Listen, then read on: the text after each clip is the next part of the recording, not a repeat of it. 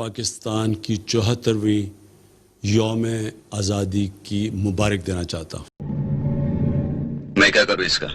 मैं हमेशा कहता हूँ एक अजीम ख्वाब का नाम था और वो ख्वाब थी हमारे फाउंडिंग फादर्स कायद आज़म मोहम्मद अली जिन्नाह और इल्लामा इकबाल की। नौकरी के नाम पे भड़वागिरी कर रहे हो तुम। ये कोठी की कमाई जाके अपने बीवी को देना, प्रसाद चढ़ाएगी, भगवान खुश हो जाएगा। और वो ख्वाब ये थी कि हमने पाकिस्तान को एक इस्लामी फलाई रियासत बनाना था।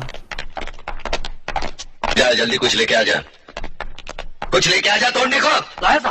और कोई शक नहीं कि इंशाअल्लाह इस मंजिल तक हम पहुंच जाएंगे, लेकिन इसमें हम सब मिलके एक जद्दोजहद करेंगे तो पहुंचेंगे। कुछ नहीं किया, कुछ नहीं किया तो इतना मारा, कुछ करोगे तो कितना मारूंगा, साला स्टेशन पे धांधल नहीं मांगता। शुरू में हमें खौफ था कि एक तरफ कोरोना से लोग मरेंगे, दूसरी तरफ हमें खौफ था कि जो लॉकडाउन लगाने से पूरी माशियत ख़त्म हो गई, बंद हो गई, उसकी वजह से भूख से लोग मरेंगे। मरोगे तुम? तैयार है, तैयार है। गवर्नमेंट 25,000 रुपया देगी, मरोगे तो ड्यूटी पर 25,000 मिलेंगे बीवी को, बच्चे भीख मांगेंगे जिंदगी भर। चलेगा? चलेगा। ये नहीं कि हम जंग जीत चुके हैं, अभी भी चैलेंजेस सामने हैं। जाओ, जो उखाड़ना है उखाड़ लो, जाओ।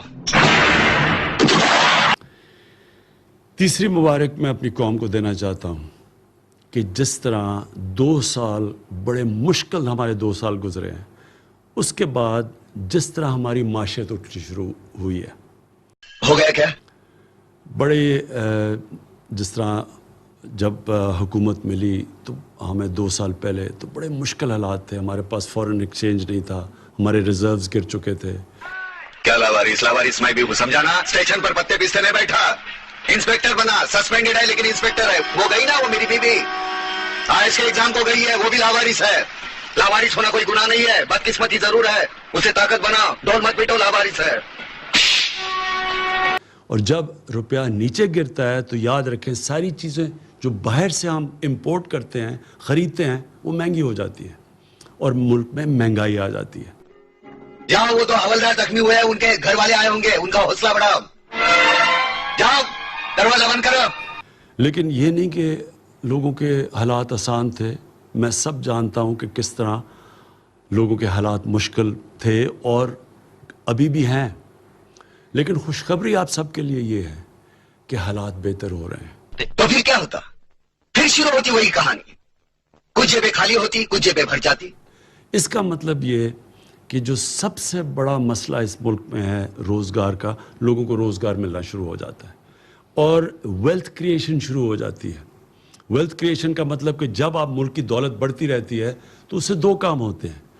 एक काम ये होता है कि हम उस पैसे से हमारा टैक्स बढ़ना शुरू हो जाता है और जब टैक्स बढ़ता है तो हम वो पैसे खर्च कर सकते हैं अपने निचली कमज़ोर तबके को ऊपर लाने के लिए। 3 महीने के बाद FIR तैयार होती, फिर केस शुरू होता, चलते रहता। फिर इलेक्शन आ जाते, जेल का गुंडा अंदर से चुनाव लड़ता, उसके गुंडे डरे हुए लोगों को और डराकर जबरदस्ती वोट लूटते, जेल का गुंडा MLA बन जाता। वो खुश, आप खुश। किस्सा यहीं से शुरू होता, यहीं पर खत्म। और दूसरी तरह हम फिर अपने कर्जे वापस कर सकते हैं। हमारा 2 बड़े बोझ पड़े हुए थे हमारी हुकूमत पे जब हमें 2 साल पहले इक़्तिदार मिला।